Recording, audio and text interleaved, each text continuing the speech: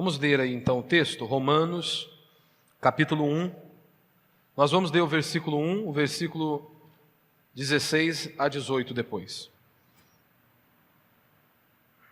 Diz assim: Paulo, servo de Jesus Cristo, chamado para ser apóstolo, separado para o evangelho de Deus. Versículo 16.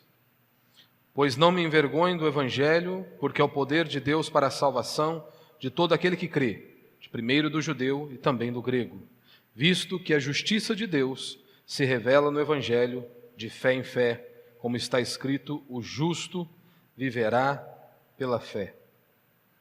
A ira de Deus se revela do céu contra toda impiedade e perversão dos homens, que detêm a verdade pela injustiça. E a ideia aqui de detém a verdade é justamente sufocar a verdade. Todo ser humano é indesculpável diante de Deus, e é exatamente isso que Paulo vai dizer aqui nos versículos abaixo. Às vezes nós carregamos aquela ideia de que o índio lá no meio do mato, ou a pessoa lá do interior, aquela pessoa que às vezes ainda não ouviu o evangelho, né? Ela não chegou até ela o evangelho, ela pode ter uma desculpa diante de Deus. Não, ninguém tem uma desculpa para usar com Deus, porque a natureza testifica acerca de Deus, a criação testifica acerca de Deus. Então todos os homens são indesculpáveis, vai dizer Paulo aqui. E o homem, ele sufoca a verdade, porque ele ama a injustiça. O ser humano é assim. O ser humano, ele carrega, Deus nos criou dessa exata maneira, que nós, por todas as épocas, de todos os povos, sempre houve dentro do ser humano essa ideia de que existe um ser superior, de que existe um Deus, uma divindade poderosa acima do homem, acima desta criatura. Por isso, então, desde que o homem existe, ele tenta apaziguar a ira desse Deus.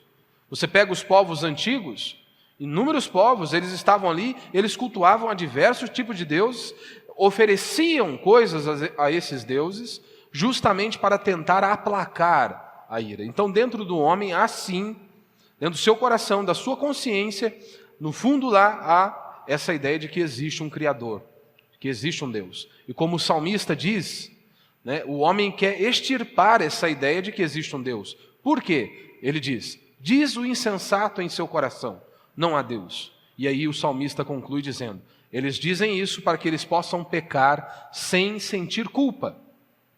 Ou seja, eles querem viver uma vida louca, longe de Deus, eles querem pecar à torto e direito, sem sentir culpa. E a única maneira de pecar sem sentir culpa é arrancando Deus do cenário. É como se só pode, para o homem pecar livremente, não pode existir Deus. E é exatamente isso que eles tentam fazer a todo instante. É exatamente isso que eles tentam fazer. E Paulo, ele continua, né? Porque toda impiedade e perversão dos homens que detêm a verdade pela injustiça. Impiedade. O que é impiedade? O cristão, ele deve viver de maneira piedosa. Piedosa é o quê? Ser piedoso. É aquela pessoa que se submete às Sagradas Escrituras, é aquela pessoa que obedece aos mandamentos de Deus, que ele quer viver de maneira que glorifique o nome do Senhor. Ele compreendeu que ele existe para a glória de Deus. Então ele anda desta maneira, de maneira irrepreensível. O que é um ímpio? Um ímpio é aquela pessoa que não se prostra diante de Deus, que ela não se arrepende dos seus pecados e ela continua vivendo de maneira impenitente. E Deus está dizendo: olha, a minha ira se revela do céu contra esses homens. E às vezes você pode estar aqui nesta noite, ouvindo a pregação e ser um ímpio. Sim. Às vezes você pode estar no local de culto e mesmo assim viver de maneira ímpia, continuando com os seus mesmos pecados de quando você veio lá do mundo. E não só apenas na nossa igreja, mas em qualquer igreja podem existir pessoas desta maneira. Pessoas que apenas se convenceram acerca da palavra de Deus, mas não nasceram de novo, não se arrependeram dos seus pecados e estão completamente perdidas. E Paulo está dizendo: a ira de Deus se revela do céu contra toda impiedade. Esses homens não estão nem aí para Deus. Eles vivem de qualquer maneira. E ele prossegue dizendo: e perversão dos homens. A primeira parte é a impiedade que trata com relação a Deus. Eles vivem de qualquer maneira, eles não estão nem aí para Deus. E a perversão dos homens, ou seja, além deles pecarem contra Deus, eles também pecam entre si. Eles não respeitam o próximo, eles lidam com o próximo de qualquer maneira. E aí ele diz, eles detêm a verdade pela injustiça, eles sufocam a palavra de Deus, eles sufocam a verdade porque eles amam a injustiça. E aí Paulo diz, porquanto o que de Deus se pode conhecer é manifesto entre eles, porque Deus lhes manifestou. Porque os atributos invisíveis de Deus, assim o seu eterno poder, como também a sua própria divindade, claramente se reconhecem desde o princípio do mundo, sendo percebido por meio das coisas que foram criadas. Tais homens são, por isso, indesculpáveis. Esses homens são indesculpáveis, diz Paulo. Só para nós relembrarmos aqui o contexto de Romanos, você se lembra que Paulo ele está escrevendo a carta, direciona a carta aos cristãos que estão em Roma. Paulo não é o fundador da igreja em Roma, mas Paulo ele manifesta ali um profundo desejo de estar ali com aqueles irmãos. Paulo tinha um desejo de ir pregar na Espanha, e Roma ficava no caminho. Paulo queria abençoar aqueles irmãos e ser abençoado por eles também. E Paulo escreve esta carta, a epístola de Paulo aos Romanos, justamente para isso, para orientá-los e manifestar ali a pregação do Evangelho, orientá-los com relação à pregação do Evangelho. E aqueles cristãos que estavam em Roma. Roma é um lugar totalmente perdido. Se você ler do versículo 18 até o 32, você vai ter uma breve descrição de quão podre eram aquelas pessoas, de quão depravadas eram aquelas pessoas. E Paulo escreve justamente para esses irmãos, que até mesmo ali em Roma, Deus é tão maravilhoso, Deus é tão gracioso, que ali em Roma havia um povo que estava sendo separado para Deus, para cultuá-lo e para louvá-lo. E Paulo está orientando essa igreja. E do capítulo 1, do verso 18 em diante, Paulo, até o capítulo 3, no versículo 20, Paulo ele vai mostrar que todos nós somos pecadores, dos judeus aos gentios, ou seja, todos estão condenados, todos pecaram e destituídos estão da glória de Deus, todos estão sobre a ira de Deus. É justamente isso que Paulo vai tratar do capítulo 1, do versículo 18 até o capítulo 3, o verso 20. E do capítulo 3, do versículo 20 em diante, Paulo vai começar a explicar o meio pelo qual o homem é salvo, que é a justificação pela fé, que é aquilo que Cristo fez na cruz do Calvário.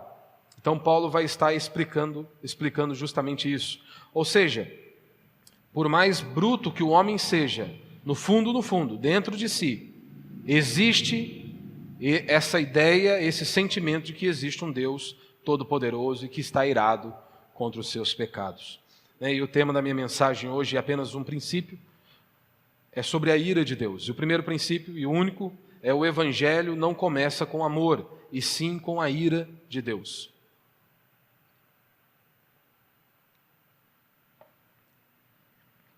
O Evangelho não começa com amor, mas com a ira de Deus. Eu sei que inúmeros pastores, inúmeros líderes religiosos, eles começam a anunciar o Evangelho da seguinte forma: Deus te ama, Jesus te ama. Mas não é isso que Paulo está anunciando aqui. Não é isso que Paulo está anunciando àqueles cristãos. Após Paulo dar um resumo no verso 16 e 17, acerca do que ele irá tratar nesta carta, no verso 18, Paulo começa a pregar o Evangelho. E ele começa a pregar o Evangelho com a seguinte expressão: a ira de Deus se revela do céu. A ira de Deus. Talvez você esteja aí no seu lugar e pensando: pastor, eu não acredito nisso. O que importa é o que a Escritura ensina, e não o que você acredita. O que importa é o que a Escritura ensina, e não o que você acredita. Não o que eu acredito, mas sim o que a Escritura nos ensina. Em nossos dias, as pessoas odeiam a pregação que confronta os seus pecados. Muitas pessoas não estão dispostas a ouvirem um sermão que confronte o erro delas.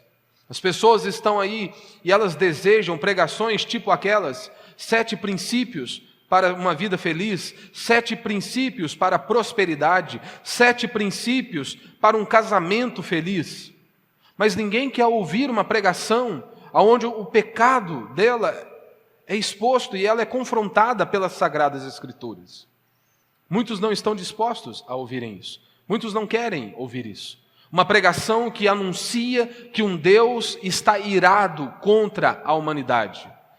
Que Deus está irado justamente porque Ele é bom. As pessoas, elas conseguem distorcer. Eles dizem Deus é amor, então eles não conseguem conceber a ideia de Deus ser amor e Deus se irar contra a maldade humana. Mas é justamente porque Ele é bom, porque Ele é amor, Ele tem que ficar irado com a maldade humana. Ele não pode simplesmente encruzar os braços diante de tanta maldade e fingir que nada está acontecendo. Mas Paulo, ele diz, eu não me envergonho desse evangelho.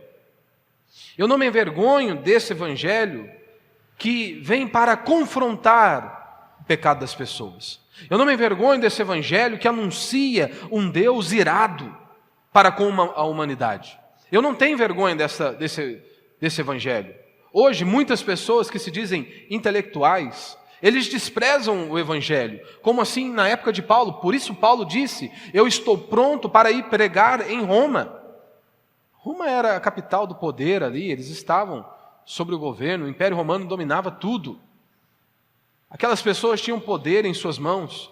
E anunciar o evangelho àquelas pessoas era o seguinte, você vai anunciar que um Deus, você diz que Ele é Deus, que Ele morreu na cruz, que Ele estava pendurado no madeiro, você chama isso de Deus? Você acha que esse homem veio para nos salvar? Você está brincando, essa pregação do evangelho era uma vergonha para aqueles homens. Por isso que Paulo diz, eu não me envergonho desse evangelho. Eu não me envergonho de anunciar que há um Deus no céu que está irado contra a humanidade. Porque eles decidiram trilhar os seus caminhos longe de Deus. Mas é justamente esta mensagem que nos leva para perto de Deus. É justamente porque Deus é bom que Ele tem que se irar contra tudo aquilo que é mal. É justamente por isso. O verdadeiro evangelho, ele sempre vai ofender as pessoas. A minha oração constantemente é que eu não venha e, devido à minha falta de sabedoria, você fique ofendido, porque talvez eu não tive sabedoria. A minha oração é para que Deus possa me dar sabedoria, me dar entendimento, para que eu possa me expressar da melhor maneira. Mas algo é inevitável. Mais cedo ou mais tarde você poderá ficar ofendido com a mensagem do evangelho. Mais cedo ou mais tarde você vai se sentir ofendido por uma verdade que confronta o seu pecado, que confronta o seu erro. Essa é a verdade, essa é a grande realidade. Imagine Jesus dizendo naqueles dias, eu sou o caminho, a verdade e a vida. Ninguém vem ao Pai a não ser por mim. Imagine Jesus dizendo isso naqueles dias. Hoje, quando nós dizemos que só há um caminho pelo qual nós podemos ser salvos, só há um homem que nos pode trazer a redenção, que é Cristo, as pessoas já ficam furiosas. As pessoas ficam completamente furiosas ao ouvirem essa mensagem.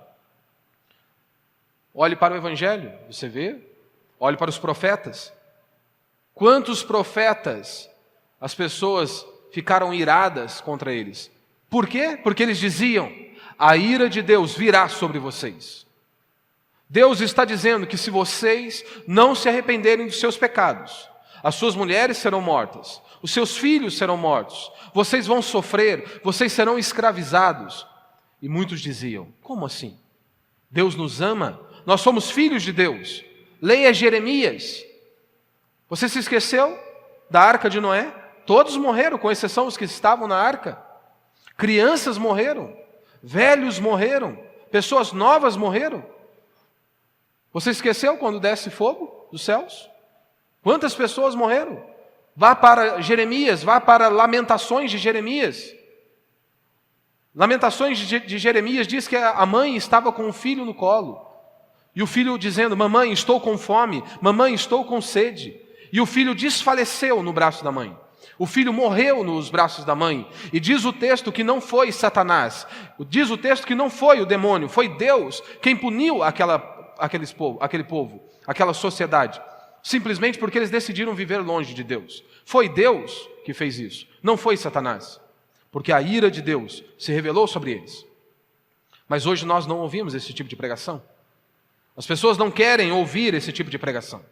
Dei o exemplo a semana passada de Estevão. Você se lembra? Estevão está expondo o evangelho. Diz a Escritura que Saulo, que é Paulo aqui, Paulo viu quando Estevão estava sendo apedrejado. Lançaram a capa de Estevão aos pés de um jovem chamado Paulo. Paulo viu Estevão sendo morto. Sendo morto porque ele anunciava o evangelho. E chega um determinado momento da pregação de Estevão, ele olha para os doutores da lei e diz: vocês, assim como seus pais mataram os profetas, vocês crucificaram o Cristo. Vocês são pecadores. E diz o texto que quando ele anuncia isso, eles rilhavam os dentes. Eles rilhavam os dentes por ouvir a verdade. Hoje você pega aí na internet, nós vemos quantas pessoas que se dizem cristãs, quantas igrejas que dizem ser comunidades cristãs, mas que não pregam nada sobre a ira de Deus, que não anunciam nada sobre a Escritura. É um evangelho de autoajuda, é uma psicologia barata.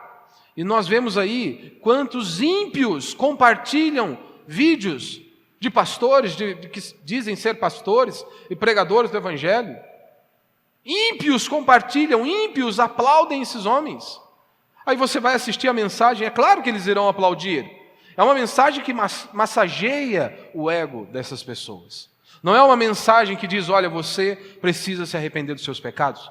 Você está longe de Deus e se você continuar neste caminho, o que te aguarda é a condenação eterna. Eles não anunciam isso. Se não ofende, não é evangelho. Não é o evangelho da Escritura. E ele diz, Paulo diz, a ira se revela porque eles sabem que Deus existe, mas eles não o adoram, como diz aqui no verso 20. Eles mataram Jesus. E hoje o homem quer Deus morto, custe o que custar. Eles querem arrancar Deus da cena, para eles viverem de qualquer maneira. Como diz o salmista no Salmo 14, verso 1, disse o nécio no seu coração: não há Deus. E qual é o resultado? Tem-se corrompido, fazem-se abomináveis em suas obras. Não há ninguém que faça o bem. Eles dizem que não há Deus para viverem uma vida louca. Esse é o caminho. E quantas pessoas que nós vemos eles usando desculpas esfarrapadas para não ir à igreja. Você não pode faltar o culto por qualquer motivo. Já falei isso semana passada. Isso precisa estar gravado dentro de nós. Nós vivemos e existimos para Deus.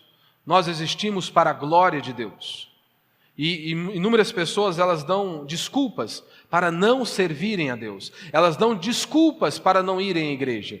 Quantas vezes eu já ouvi, e você também já deve ter ouvido: ah, eu não vou à igreja porque você viu lá o escândalo do pastor? Ah, eu não vou à igreja porque fulano diz, a Joaquina diz que é crente, mas olha a vida que a Joaquina leva. Pastor, o senhor está defendendo então essas pessoas? O senhor está defendendo os pastores pilantras? Pelo contrário, você nos conhece. Constantemente nós pregamos contra esses homens. Constantemente. Se você frequenta um lugar onde não é exposta a Escritura com fidelidade, você não deve ficar naquele lugar.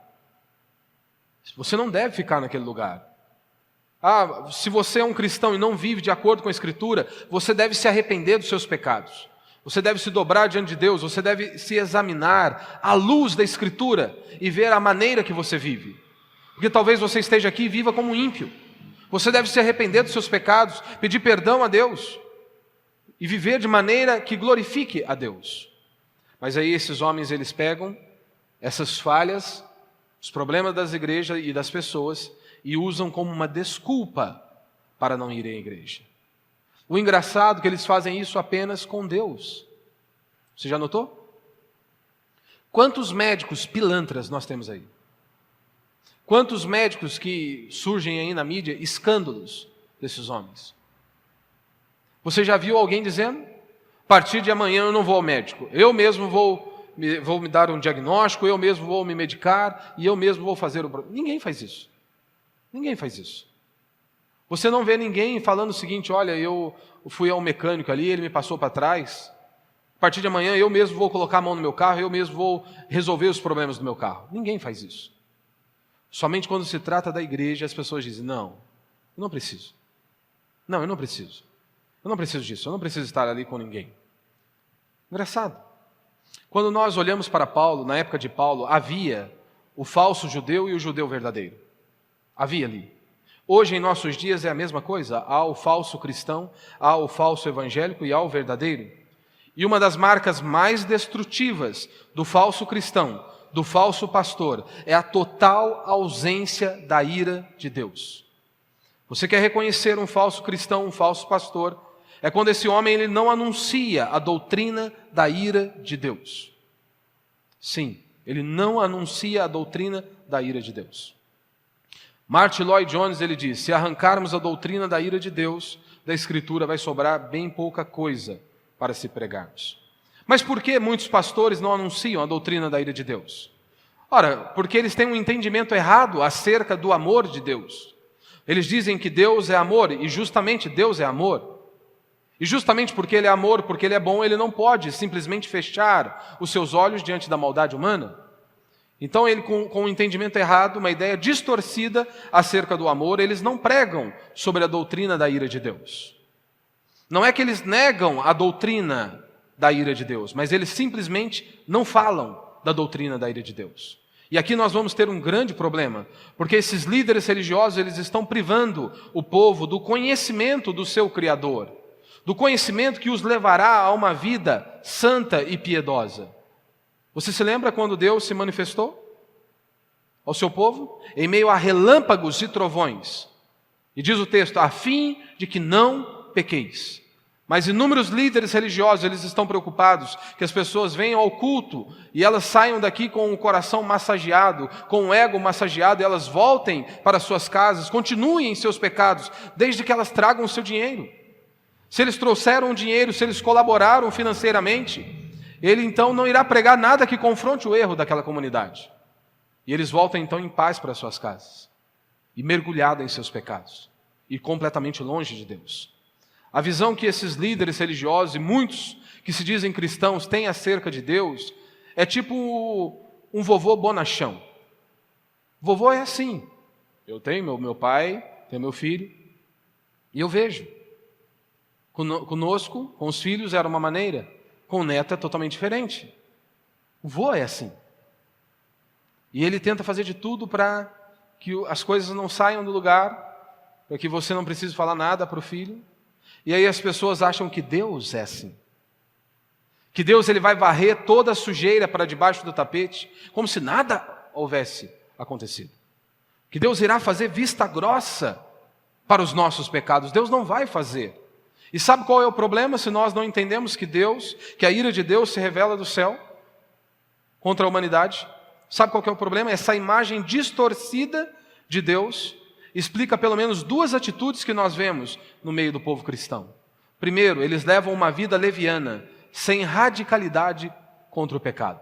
Eles vivem como se não houvesse Deus. Eles vão ao local de culto, eles cantam canções, mas eles vivem como ímpios. E você pode estar aqui nessa noite, cantar canções e viver como um ímpio. Você não está nem aí para a Escritura. Segundo, a segunda atitude que acontece é que eles carregam uma mágoa de Deus diante das calamidades. Se eles não conseguem conceber a ideia de que Deus é bom e que nós somos maus, como diz a Escritura, diante das calamidades vai ser inevitável que eles se levantem contra Deus. Vai ser inevitável que eles se posicionem contra Deus e comecem a indagar a Deus sobre o que aconteceu com eles. Ora, ele ouviu a vida inteira que Deus é amor. E para ele Deus ser amor, Deus é amor, para eles é que Deus não vai punir a maldade humana. E aqui o grande erro. Aí quando algo de ruim acontece, a dúvida vai surgir. Mas Deus não era amor? Deus não é bom? Por quê? Eu perdi o meu emprego. Por que eu perdi o meu pai? Por que eu perdi o meu filho? Porque coisas ruins aconteceram comigo. Se ele não tem a noção de quem Deus é, de que Deus é bom, E se você não tem uma compreensão correta de quem você é, de quem eu sou, e à luz da Escritura nós somos pecadores, nós somos completamente depravados, diz a Escritura. Eu não creio nisso, pastor. Não importa se você não crê nisso. O importa é o que a Escritura diz. O que nós achamos, pouco importa o que nós achamos. Nós não fomos chamados para sermos conduzidos de acordo com o que nós achamos ou o que nós queremos. Mas nós somos cristãos, declaramos ser cristãos. E a nossa vida deve ser conduzida por meio da Escritura. E esse cristão que ele diz, Deus é amor, Deus não pode punir a maldade humana, diante da desgraça, ele sempre vai perguntar, por quê? Por que aconteceu isso comigo? O cristão verdadeiro, ele não tem dúvida. Diante das calamidades, diante das tragédias, ele vai afirmar, é o juízo de Deus sobre uma nação que não quer Deus. É o juízo de Deus sobre um povo que não quer Deus. Nós vemos inúmeras pessoas tentando usar o sofrimento para questionar a minha fé e a sua fé. Como acreditar que Deus é bom? Olha o tanto de desgraça. Olha a miséria. É porque eles não leram a Bíblia. Quanto esse livro jorra sangue. Como eu já citei inúmeros exemplos aqui. Estão querendo nos questionar acerca da nossa fé. Que diante das calamidades é tão difícil. Deus não pode existir. O cristão verdadeiro, ele afirma, isso é o juízo de Deus sobre os nossos pecados. Se você duvida, leia Lamentações de Jeremias, leia Jeremias, observe o relato de Noé, você vai perceber constantemente o juízo de Deus sobre uma nação que não quis o Senhor. Essa é a grande verdade. Paulo está dizendo, há um Deus irado. Há um Deus irado. Ele está irado contra toda a impiedade, contra todos aqueles homens que vivem como se não houvesse Deus. Ele está irado porque eles pervertem o direito do próximo. Eles tentam passar o próximo para trás.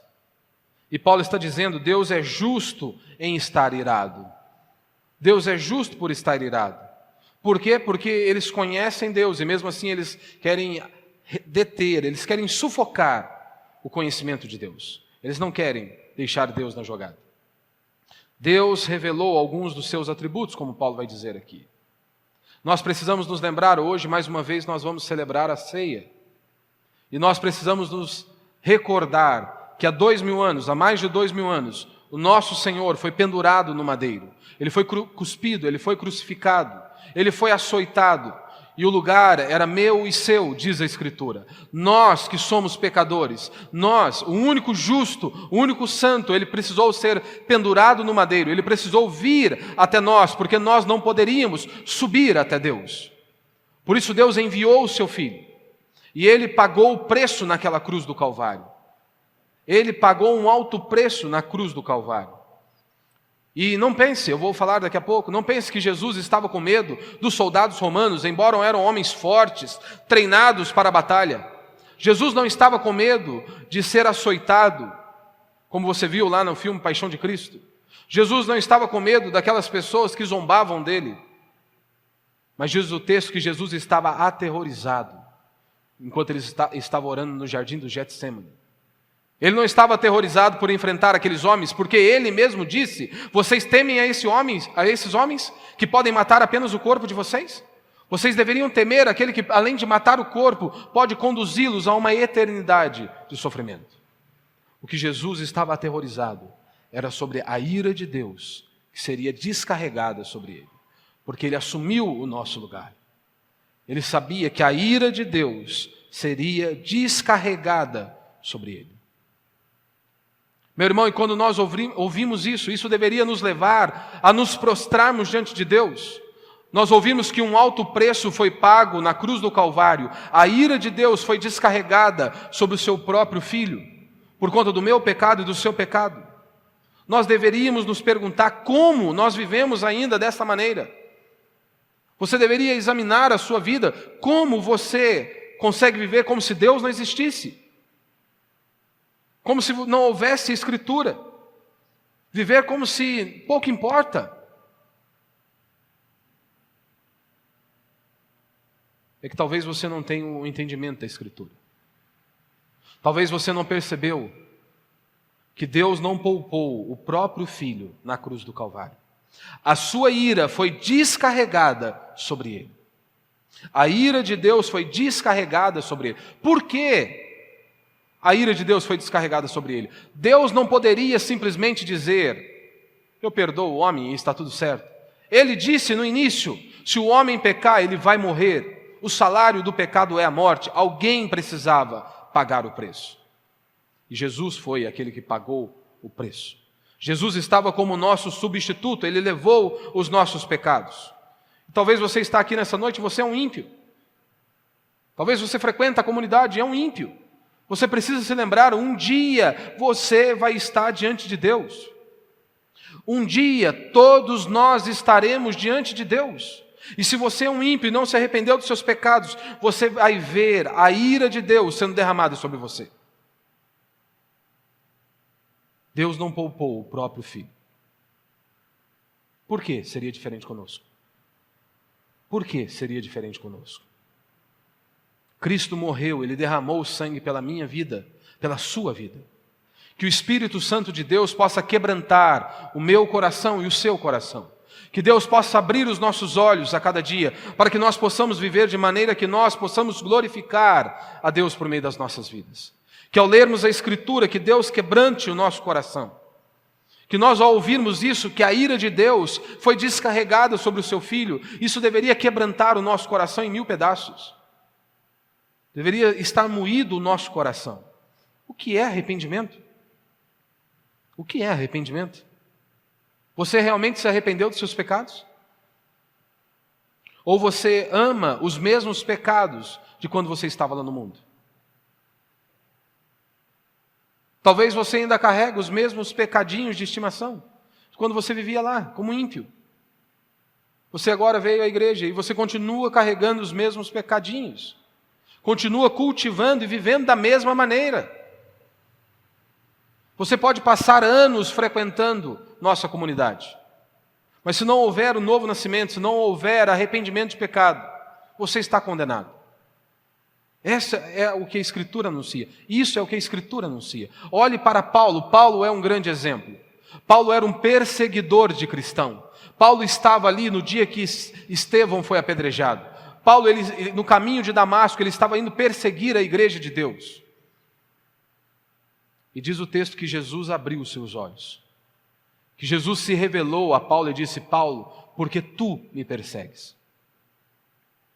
E naquele instante Deus trabalhou sobre a vida de Paulo.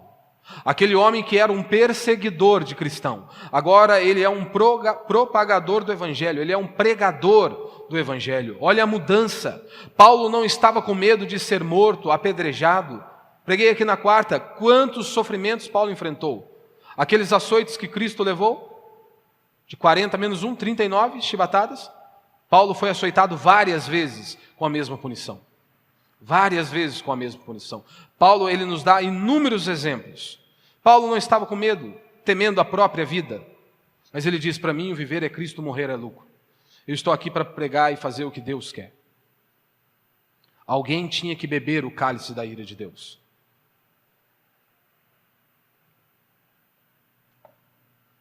Paul Washer, ele dá um exemplo fenomenal, que é mais ou menos o seguinte: alguém tinha que beber o cálice da ira de Deus. E é como se Deus, de um lado, estivesse com a sua mão, retendo a sua justiça contra esse mundo. Do outro lado, Deus está dando uma oportunidade ao homem para se arrepender dos seus pecados. De um lado, Deus está com a sua mão retendo a justiça contra esse mundo. E de outro, Ele chamando pecadores ao arrependimento. E Paul Washer diz o seguinte: vocês precisam se lembrar, um dia essas mãos vão cair. Um dia Deus vai tirar essas mãos. E a ira de Deus vai ser descarregada sobre aquele que não arrependeu dos seus pecados. Sobre aquele que ainda decide viver de maneira impiedosa. Um coração impenitente. A ira de Deus será descarregada sobre ele. Você consegue pensar nisso? As pessoas dizem: céu é céu porque Deus vai estar lá. Isso é uma verdade? Mas o contrário não é uma verdade. Quando as pessoas dizem: inferno é inferno porque Deus não vai estar ali. Isso não é uma verdade. Como já disseram, o inferno é o inferno de Deus. Sim, o inferno é o inferno de Deus. Como disse Hernandes Dias Lopes, se não houvesse inferno, aí sim seria uma injustiça. Porque as pessoas dizem, né? O inferno é uma injustiça. E ele diz, não, se não houvesse inferno, aí sim seria uma injustiça. Não é isso que a Bíblia ensina. Inferno é inferno porque Deus não vai estar lá. Não é isso que a Bíblia ensina. Inferno é a ira do Deus Todo-Poderoso. É você passar uma eternidade longe de Deus, e não apenas apartado de Deus, mas sobre a ira de Deus. Isso é inferno. Você se lembra lá de Apocalipse capítulo 6? João diz, os poderosos, aqueles homens poderosos, os reis, os governantes, e ele diz, os servos, os escravos. Vai chegar um dia que eles gritarão e eles clamarão, caí sobre nós, ó montes. E eles dizem isso preferindo a morte, que fossem esmagados pelos montes ao se depararem com a ira de Deus. Eles disseram, eu prefiro ser esmagados pelos montes do que estar frente a frente com Deus e contemplar da sua ira. Nós preferimos ser esmagados pelos montes do que termos que estar frente a frente com o Cordeiro de Deus e nos depararmos com a sua ira. Eu não acredito nisso. O que importa é o que a Escritura ensina e não o que você acredita. Não o que eu acredito. Inferno não é apenas estar separado da presença de Deus, mas é estar sobre a ira de Deus. A justiça de Deus precisava ser derramada. A justiça de Deus precisava ser cumprida naquela cruz do Calvário, e de fato foi. E ela poderá ser derramada sobre alguns de vocês. Essa é a verdade. Ou você acha que eu não sou profeta, não conheço o seu coração? Mas de uma coisa é fato, nem todos que estão me ouvindo, seja aqui ou por meio da rádio, nem todos que estão me ouvindo são cristãos. Nem todos que estão aqui nessa noite são cristãos. Não nasceram de novo. Essa é a verdade. Não seria sábio dizer isso, que todos que estão aqui são filhos de Deus. E se você não se arrependeu dos seus pecados, a ira de Deus será derramada sobre você, por toda a eternidade. Se você decidir continuar trilhando o seu caminho longe de Deus, o que vai estar separado para você é a ira do Cordeiro, é a condenação eterna. Você se lembra de Jesus lá no Getsêmani? Jesus orou 3 vezes, dizendo, Pai, se possível, passa de mim este cálice. Todavia, seja feita a tua vontade. Diz o texto que Jesus orou 3 vezes da mesma maneira. Pai, se possível, passa de mim este cálice. Todavia, seja feita a tua vontade. O que estava no cálice? Você sabe? O que estava no cálice? Você sabe? Quantos pastores, ao pregarem sobre o Getsêmani, eles dão inúmeros sentidos para o texto, mas eles não falam o que estava no cálice da maneira correta. O cálice não representa que Jesus ficou com medo dos soldados romanos. Eles dizem isso, Jesus, com o seu conhecimento, ele ficou aterrorizado porque ele preveu isso aí, ele estava tendo uma consciência de que ele iria passar por toda aquela dor, por toda aquela angústia, por toda aquela humilhação, que ele seria açoitado e até chegar na cruz do Calvário as pessoas iriam zombar dele. E eles dizem isso, Jesus ficou com medo dos soldados romanos, Jesus ficou com medo da crucificação, com a morte de cruz. Jesus ficou com medo porque ele viu que iria passar pelo sofrimento. Não é isso. Não é isso que estava no cálice. Sabe como que nós podemos saber disso? Basta você olhar para a história da igreja. Os primeiros 300 anos da história da igreja, se você quiser olhar o restante da nossa história, você vai contemplar exatamente a mesma coisa. Mas vamos olhar apenas para a igreja primitiva. Os 300 anos, os primeiros 300 anos após a morte e a ressurreição de nosso Senhor Jesus Cristo. A maneira mais popular de se matar um cristão naqueles dias era crucificando. Você sabia? Os 300 primeiros anos ali, após a morte e ressurreição de Cristo, O método mais comum de matar os cristãos era crucificando. E diz os mártires, quando você lê a história dos mártires, sabe que esses cristãos, como eles iam para a cruz, para a morte? Eles iam louvando a Deus, eles iam glorificando a Deus mesmo diante da morte. Eles bendiziam a Cristo mesmo diante da morte. Aí a pergunta que eu te faço, será mesmo que esses cristãos foram mais corajosos do que o nosso Senhor? Será mesmo que os nossos irmãos na fé, que estavam ali para enfrentar a morte de cruz, mas eles iam louvando a Deus e glorificando a Deus, será se eles foram mais corajosos do que o nosso Senhor Jesus Cristo, que é o nosso capitão? Não. Jesus suou gotas de sangue, não com medo dos homens. Jesus suou gotas de sangue, não porque ele estava com medo dos soldados romanos, e sim por aquilo que Deus o Pai faria com ele. Jesus suou gotas de sangue, justamente porque ele sabia daquilo que Deus o Pai faria com ele, que o cálice da ira de Deus seria derramada sobre o seu próprio Filho. Você se lembra de Isaías capítulo 53? Que diz que agradou ao Senhor moê-lo. Por que Deus ficou feliz ao moer o próprio Filho na cruz? Porque a sua justiça foi satisfeita naquele exato momento. Foi exatamente por conta disso. A cruz foi terrível. A cruz é extremamente violenta, mas não se compara com a ira de Deus. Não chega nem aos pés da ira de Deus. E é por isso que Jesus está ali profundamente angustiado. Você se lembra da história de Abraão e seu filho? Nós que temos filhos, eu tenho filho, quando eu leio uma passagem como aquela, que Abraão pega o seu filho e sobe até onde Deus mandou. O menino pergunta: pai, cadê o sacrifício? E ele simplesmente diz: Deus o proverá. Você já imaginou se fosse você subindo com seu filho para sacrificar o seu filho? Porque Deus mandou.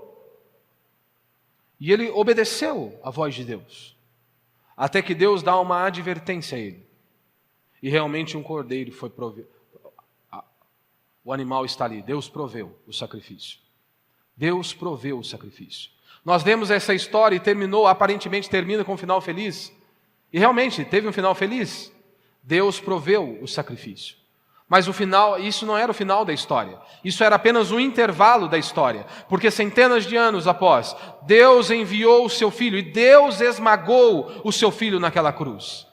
Deus esmagou o seu Filho na cruz do Calvário por conta do meu pecado e por conta do seu pecado. A ira de Deus foi descarregada sobre ele por conta dos nossos pecados. Éramos nós que deveríamos estar naquela cruz. Será mesmo se você tem consciência disso? Que era você que deveria estar naquela cruz? Que era sobre você que a ira de Deus deveria ser descarregada? Que era sobre mim que a ira de Deus deveria ser descarregada? Será se nós temos esse entendimento? Alguém tinha que morrer. A justiça tinha que ser satisfeita. Por isso, meu irmão e minha irmã, Jesus não é um acessório que você coloca em sua vida para a sua vida ficar melhor. Jesus não é um acessório que você acrescenta ao domingo para abençoar o resto da sua vida, o resto da sua semana. Jesus deve ser a sua vida. Você deve viver para a glória dele. Ele não é um acessório que você acrescenta à sua vida. Ele deve ser a sua vida.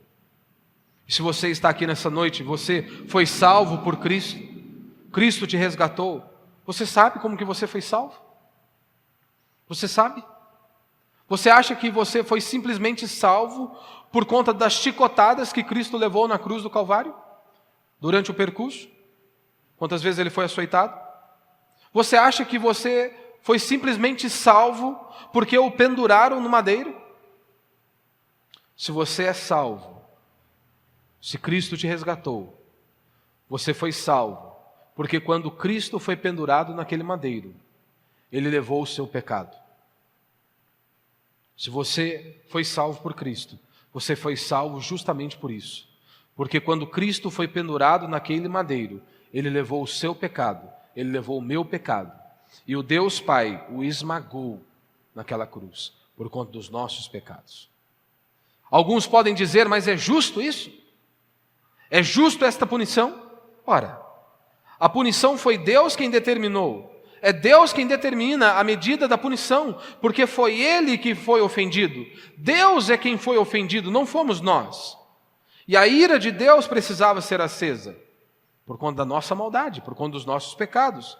E a justiça de Deus, a ira de Deus precisava ser derramada para que a justiça de Deus fosse satisfeita. Se alguém para salvar o povo de Deus precisava estar ali, precisava estar no meio, precisava sofrer o julgamento, a ira de Deus e a justiça de Deus. E aí, para nós encerrarmos, nós vemos aqui, no verso 17, que Paulo ele disse, visto que a justiça de Deus se revela no Evangelho, de fé em fé, como está escrito, o justo viverá por fé. Se Deus é justo, como Ele pode salvar pecadores? Às vezes as pessoas fazem essa pergunta. Como Deus pode ser justo e salvar pessoas se todos são pecadores? Paulo está dizendo que no Evangelho está essa resposta. No Evangelho nós vemos a justiça de Deus. No Evangelho está a resposta de como Deus pode ser justo e mesmo assim salvar pecadores como eu e como você. Sabe como?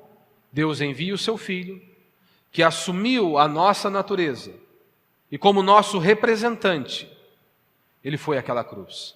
E o castigo, que era meu castigo e seu castigo, era o nosso castigo, Deus fez cair sobre Jesus. Ele pagou o preço. Então, quando Jesus está pendurado naquela cruz, e a ira de Deus é descarregada sobre ele, Deus é justo. Porque ele disse, o homem pecou, alguém tem que morrer. E de fato Cristo estava ali, pendurado no madeiro. A justiça de Cristo nos é transferida. Deus imputa a justiça a nós que somos pecadores. Cristo, que era santo, perfeito, e a justiça de Cristo nos é transferida. E é por isso que nós podemos levantar as nossas mãos, orarmos a Deus, cultuarmos a Deus, não com base naquilo que nós somos, mas com base naquilo que Cristo é, com base nos méritos de Cristo, com base naquilo que Cristo fez na cruz do Calvário. Na cruz, Cristo levou os meus pecados e eu recebo a sua justiça. Da mesma maneira é com você. Por isso, meu irmão, não pense que apenas por frequentar uma igreja você é um cristão. Não pense isso. Não pense porque você frequenta um local de culto, gosta de ouvir bons sermões, gosta de ler bons livros. Isso não faz de você um cristão. Todo cristão estará no lugar de culto.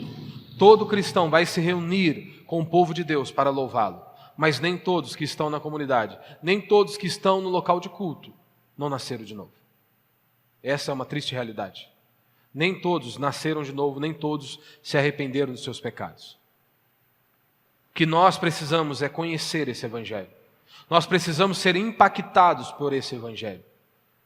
Talvez nós não vamos ter uma experiência como de Paulo na estrada de Damasco, mas todos nós precisamos ser impactados pela pregação da palavra de Deus. Todos nós precisamos ser impactados pelo poder do Evangelho de Cristo.